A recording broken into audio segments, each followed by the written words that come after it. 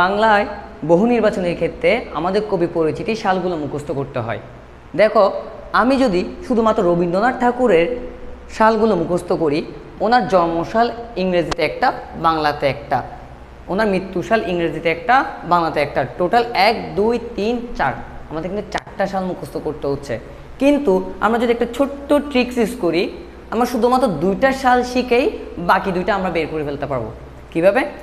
আমি যদি আমার জন্য যদি ইংরেজি সালগুলো মুখস্থ করা সহজ হয়, তাহলে আমি ইংরেজি সালগুলো মুখস্থ করব, আর আমার জন্য যদি বাংলা সালগুলো মুখস্থ করা সহজ হয়, আমি বাংলা সালগুলো মুখস্থ করব। আর সাথে একটা নাম্বার মুখস্থ রাখবো। যে কোনো কবির ক্ষেত্রে, যে কোনো জন্মসালের ক্ষেত্রে আমরা শুধু একটা নাম্বার মুখস্থ রাখবো, ওটা হচ্ছে 593। 593। এখন আমরা এই নাম্বারটা কীভাবে ব্যবহার করব একটু দেখি। যখন আমরা কোনো কবির যে কোনো জন্মসাল হতে পারে, মৃত্যুসাল হতে পারে, ইংরেজিটা মনে রাখবো, তখন আমরা ইংরেজি সাল থেকে, এই যে ইংরেজি সাল থেকে আমরা 593 বিয়োগ করব।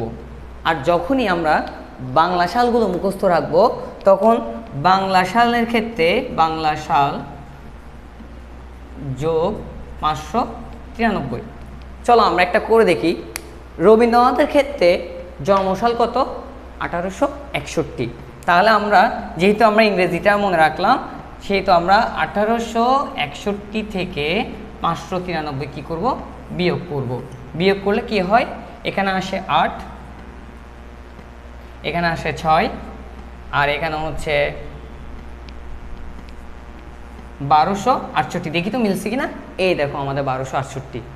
অর্থাৎ ইংরেজি সাল থেকে আমি যখন 593 বিয়োগ করেছি, তখন আমি বাংলা সালটা পাচ্ছি। ঠিক সেমভাবে ইংরেজি মৃত্যু সালটা থেকে, অর্থাৎ রবীন্দ্রনাথ ঠাকুরের ইংরেজি মৃত্যু সাল থেকে বাংলার এই মৃত্যু সালটা তোমরা একবার ট্রাই করে দেখো, ট্রাই করে কমেন্টে জানাও। সাথে তোমার যতগুলো কবি পরিচিতি আছে সবার সালগুলো নিয়ে এভাবে ট্রাই করে দেখবে ইংরেজির ক্ষেত্রে 593 বিয়োগ করলে আসছে, আর বাংলার ক্ষেত্রে 593 যোগ করলে ইংরেজিটা আসতেছে। ধন্যবাদ সকলকে।